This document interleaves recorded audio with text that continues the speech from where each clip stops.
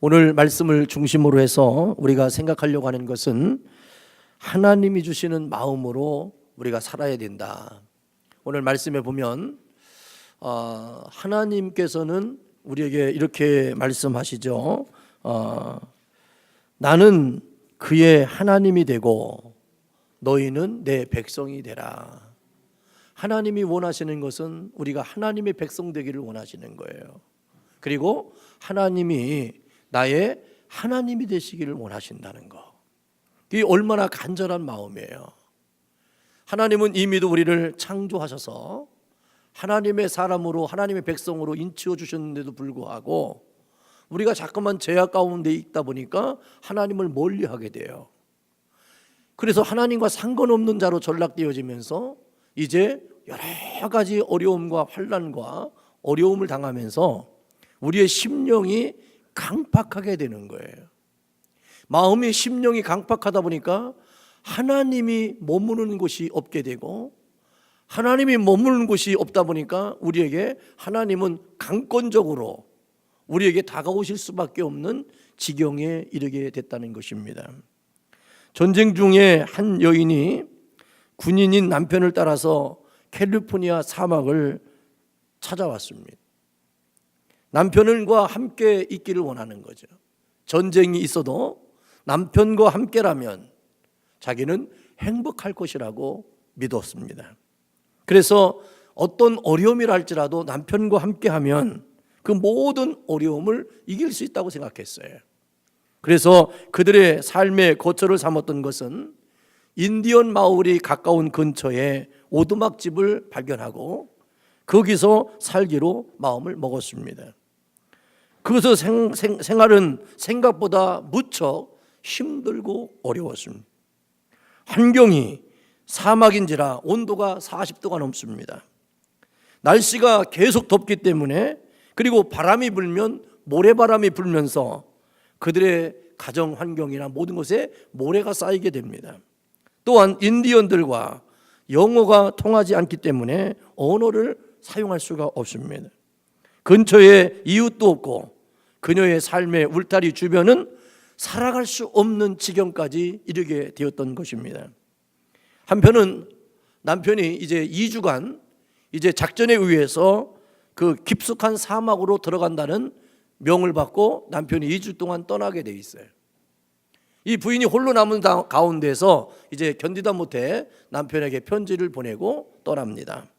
나는 지금 이 생활이 너무나도 어렵고 힘들어서 나의 어머니 아버지의 집으로 가겠다고 편지를 띄워놓고 그냥 그곳을 떠나서 자기 어머니 아버지 집으로 가게 됩니다.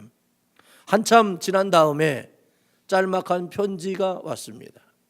남편으로부터 온 편지는 바로 2소절밖에 안 됐습니다. 이렇게 써 있습니다. 두 사람이 감옥 창살을 통해 바깥을 보고 있었다. 한 사람은 땅을 보고 다른 사람은 별을 보았단다 라는 편지의 글을 부인에게 보냈습니다. 그녀는 이 편지를 읽고 또 읽었어요.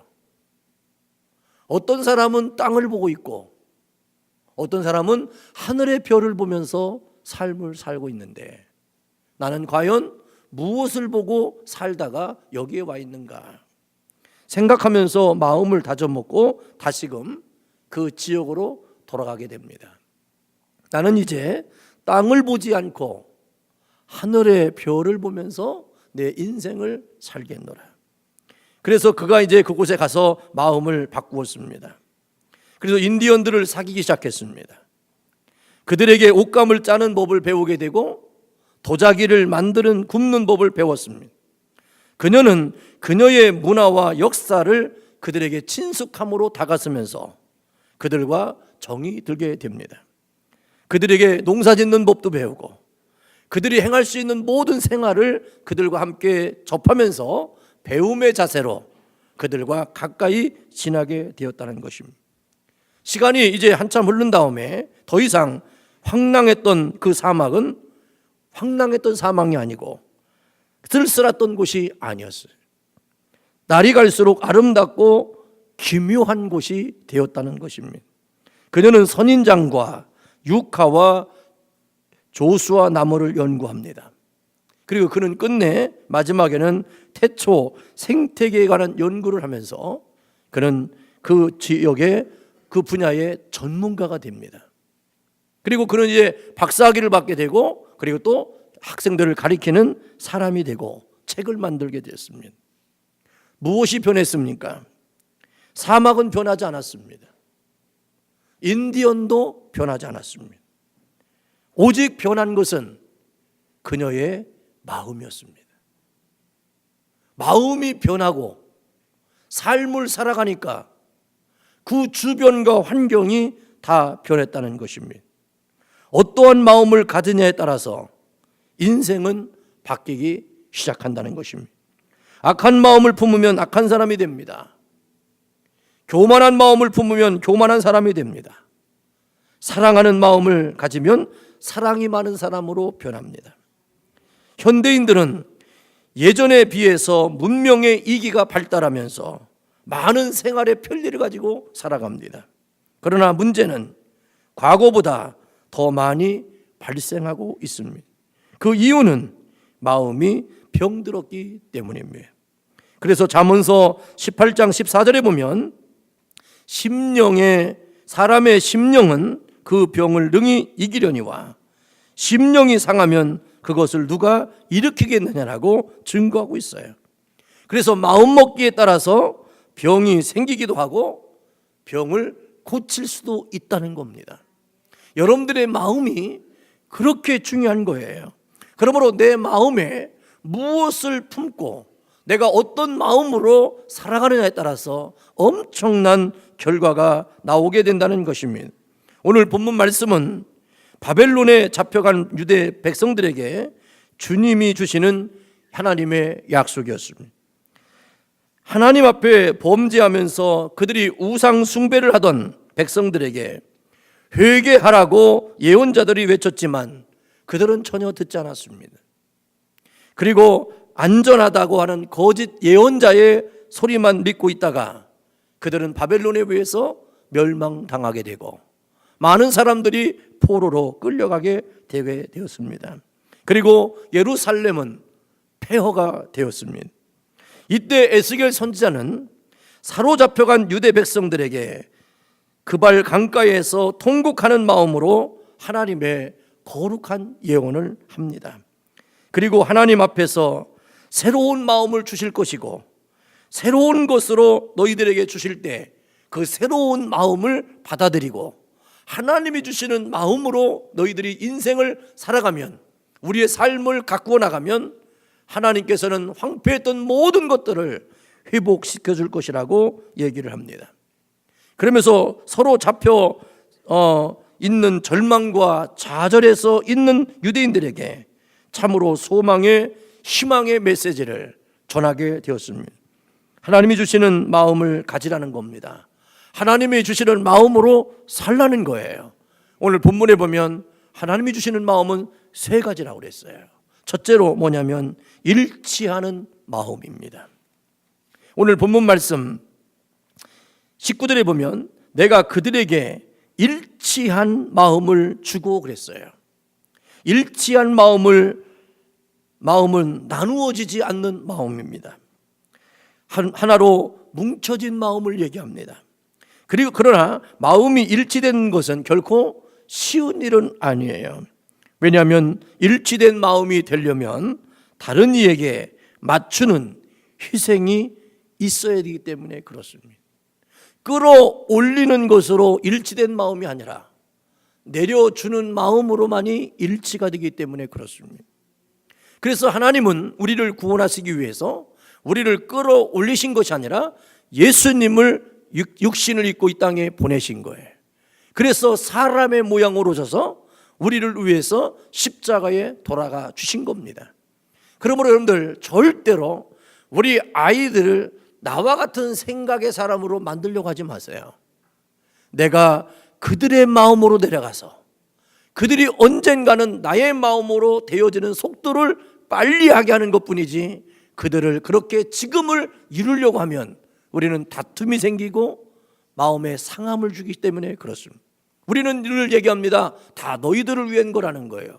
그러나 그들은 얘기합니다. 나는 아직 준비되어 있지 않다는 겁니다.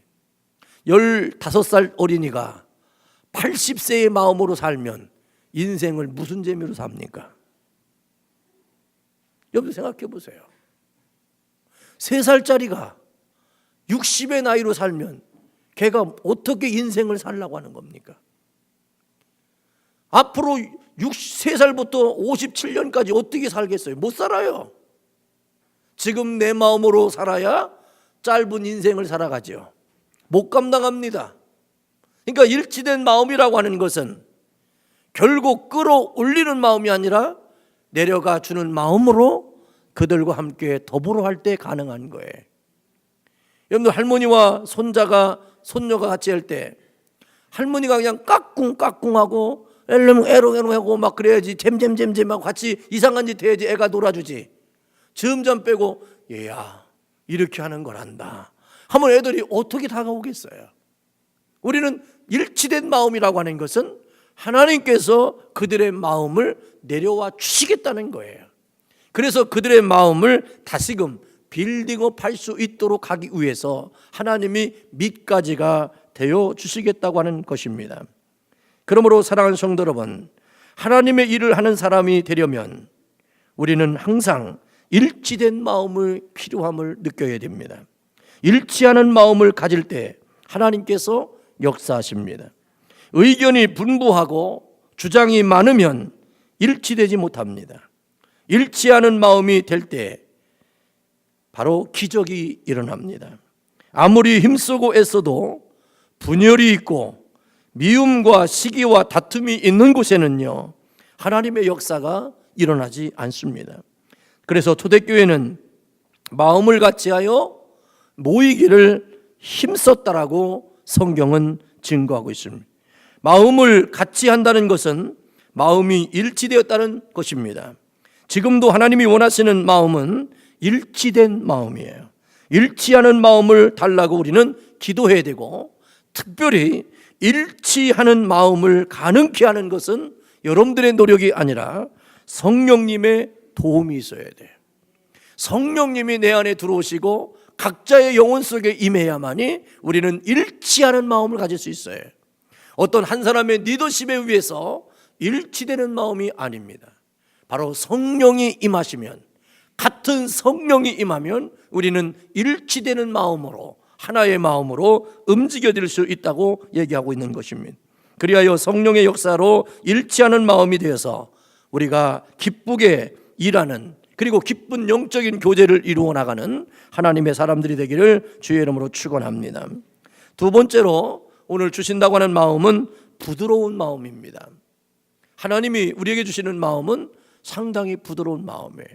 이 부드러운 마음을 소유하기 위해서는 성경은 온유한 자가 되라고 말씀하세요.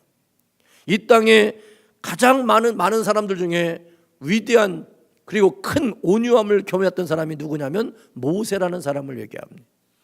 모세는 한 번도 자기 인생을 살아본 적이 없어요. 타에 의해서 자기 인생을 살았어요. 그러므로 말미암아 그 마음은 깨지고 부서진 것입니다. 많이 훈련되어지고 단련된 겁니다. 자기 고집을 부릴 수 없는 사람이 바로 온유한 사람이에요. 그렇지만 그가 존귀해질 수 있는 것은 바로 뭐냐면 자기의 생각과 의지와 뜻은 없지만 그러나 하나님의 뜻으로 인생을 살았어요. 그러다 보니까 그런 놀라운 일들을 이루는 사람이 되었습니다. 이 부드러운 마음이 얼마나 중요한지 모릅니다. 간디의 전기에 나오는 이야기입니다.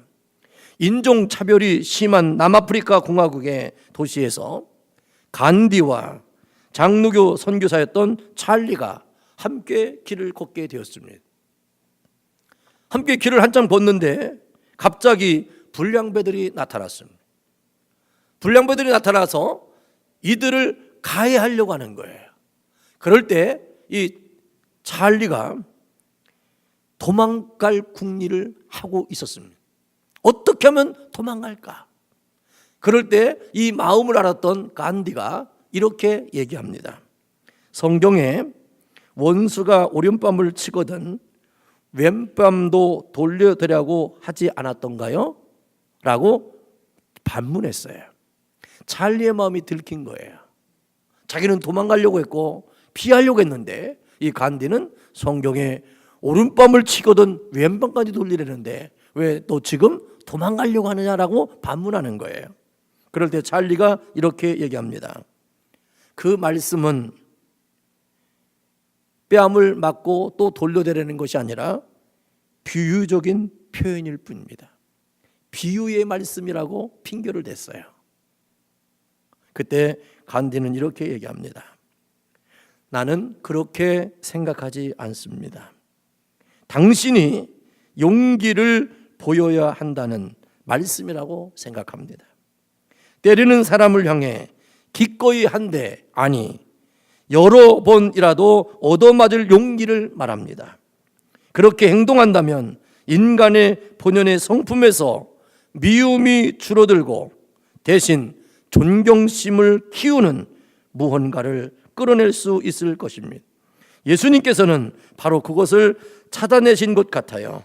나도 그 무언가 살아 움직이는 것을 나는 느낄 수 있습니다. 나는 이 자리에서 피하지 않을 겁니다. 그리고 그들의 마음에 어떤 행동을 하든 나는 그들을 용서할 수 있는 마음을 가지려고 기도할 겁니다 라고 얘기를 했다는 거예요. 그러니 여러분 찰리의 입장에서는 얼마나 부끄러워요. 비유적인 표현이라고 얘기하고 도망갈 궁리를 했는데 그들을 용서할 수 있는 마음을 가지라고 예수님이 하셨다는 의미를 갖게 됩니다. 결국 영국은 간디의 온유함과 부드러움 속에 그들은 부드러운 마음에 손을 들었어요. 물론 간디는요 기독교인이 아니었습니다. 그러나 그는 예수는 믿습니다. 예수는 믿는데 기독교인을 거부한 것이 왜 그런 줄 아십니까? 기독교인에게 예수의 모습을 찾을 수 없기 때문이라고. 그는 마지막에 그런 얘기를 한 거예요. 중요한 게 뭡니까? 우리는 다 크리스찬이래요. 우리는 기독교인이래요. 나는 다 예수를 믿는데요. 그런데 내에게서는 그리스도의 모습이 나타나지 않아요. 예수를 믿는다고 하는 증거가 없어요. 오른밤을 치는 사람에게 왼밤을 돌려대면서까지라도 끝까지 내가 어떤 일을 당해도 용서하고 그들을 미워하지 않고 품어낼 수 있는 진정한 그리스도인의 부드러운 마음이 여러분들에게 있어야 되지 않겠습니까? 하나님이 원하시는 건 바로 그거예요. 너희가 어떤 일을 당해도 굴욕과 멸시와 천대를 다 당해도 그들을 품어낼 수 있겠느냐라는 그 마음입니다.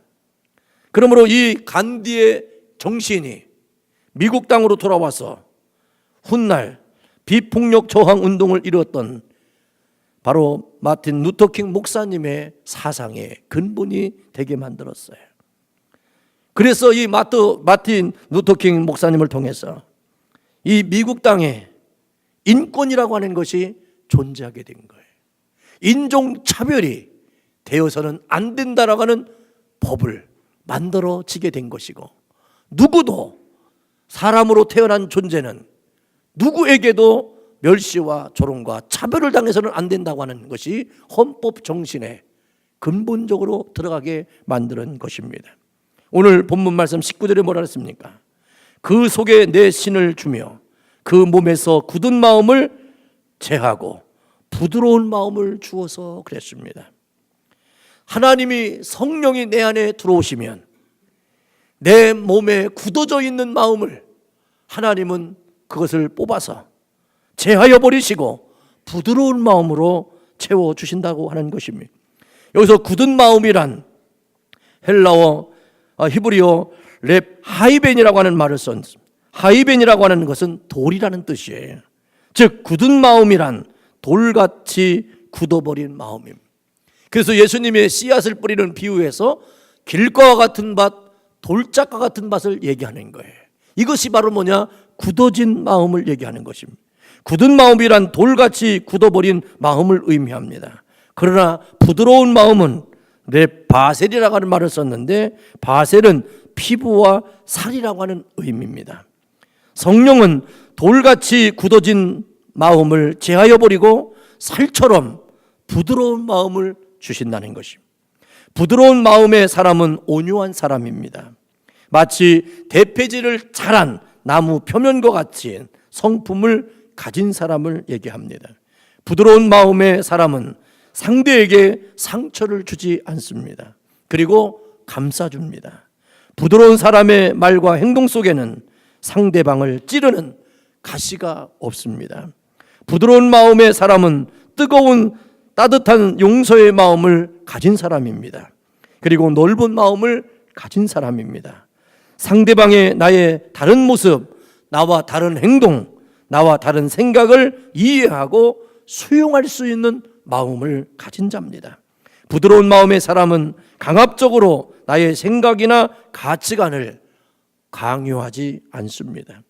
자연스럽게 깨닫도록 가르치고 인도하는 자입니다. 그러므로 부드러운 마음의 사람과 함께 멍에를 매는 것은 행복한 일입니다. 그래서 내 인생 가운데 실력 있는 사람, 능력 있는 사람, 가진 사람, 많은 걸 지식을 소유한 사람보다 부드러운 사람과 함께일 때 행복한 거예요. 오늘 예수님께서는, 하나님께서는 우리에게 부드러운 마음을 주신다고 그랬어요. 절대로 여러분들 마음이 굳어지지 마시고, 여러분들 마음이 부드러운 사람이 되어야 돼요. 그 부드러움의 표현은 바로 온유함이라고 말하고 있습니다. 그래서 다윗은 시편 51편 10절에 이렇게 얘기합니다. 하나님이여 내 속에 정한 마음을 창조하시고 내 안에 정직한 영을 새롭게 하소서. 즉 자신의 개혁을 먼저 하나님께 기도했습니다. 하나님께서 주시는 부드러운 마음으로 세상을 변화시킬 수 있는 그 마음이 중요한 것입니다. 많은 사람들은 개혁을 얘기합니다. 변화를 얘기합니다. 그러나 중요한 것은 하나님이 우리에게 원하시는 것은 나를 통해서 다른 사람이 변화되고 개혁의 대상이 되는 것이 아니라 내가 먼저 내 마음이 부드러운 마음을 소유하기를 원하신다는 것을 먼저 늘 마음속에 간직하기를 주님의 이름으로 축원합니다. 마지막으로 순종하는 마음입니다. 수술을 받을 때 어떤 의사가 청년에게 얘기합니다. 그 청년은 교통사고가 나서 눈 쪽으로 출혈이 너무 심해서 이 두 눈을 수술한다 할지라도 볼 수 없을 만큼 눈이 상했습니다.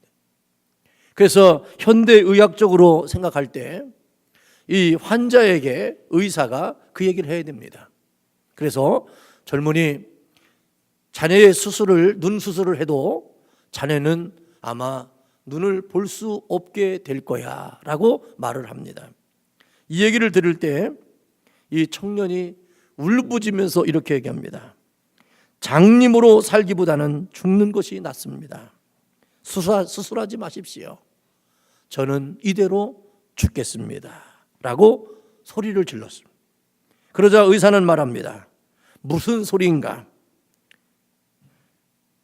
생명은 소중한 것이고 어려움은 극복하라고 있는 것이네 라고 하면서 그의 마음을 다스리고 마취를 하고 수술을 시작합니다. 그리고 수술을 한 후에 이 청년에게 이렇게 얘기합니다. 붕대를 풀르면서 여보게 축하하네. 실명은 했지만 자네를 위해서 안구 기증자가 있는 분이 있어서 눈 하나로 볼 수 있으니 이제 자네는 한눈으로 볼 수 있으면서도 앞으로 인생을 살아가야 되네 하면서 이렇게 권면을 하게 된 거예요. 그럴 때 이 청년이 다시 반문합니다. 애꾸로 살라고요? 저는 차라리 죽을 겁니다 하면서 자기 몸을 학대를 하기 시작합니다. 그때 의사가 책망합니다. 자네를 위해서 멀쩡한 눈을 빼준 고마운 분이 있다는 것을 잊어서는 안 되네. 그리고 그렇게 망령된 행동을 하면 안 되네 하면서 그 환자를 마음을 다스리게 하고 붕대를 풀기 시작합니다. 붕대를 다 푼 다음에 이 눈의 초점이 밝아지면서 자기 앞에 어머니가 서 있는 것이 보였습니다. 어머니를 보는 순간 깜짝 놀랐습니다. 왜냐하면 그 어머니는 눈 하나를 아들에게 빼어주고 자기는 한쪽 눈을 모는 것으로 인생을 살기 시작했다는 것입니다. 그때 이 청년이 어머니 앞에 이렇게 고백을 합니다. 어머니, 저는 이제 한평생 동안 절대로 원망하지 않겠습니다. 오로지 감사와 감격하는 마음으로 살아가겠습니다. 그리고 자랑스러운 마음으로 살겠습니다. 여러분, 왜 그 모습, 어머니의 모습을 보면서 그 마음을 돌이켰을까요?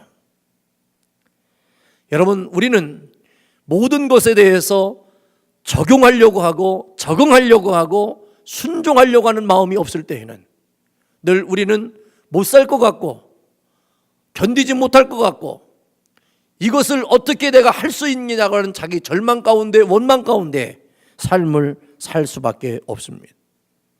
우리는 불평하는 마음으로 살 것인가 순종하는 마음으로 살 것인가는 여러분들이 결정해야 돼요. 근데 오늘 본문 말씀 20절에 보니까 하나님께서 뭐라고 말씀하셨냐면 내 율례를 쫓으며 내 규례를 지켜 행하게 하리니 그랬어요.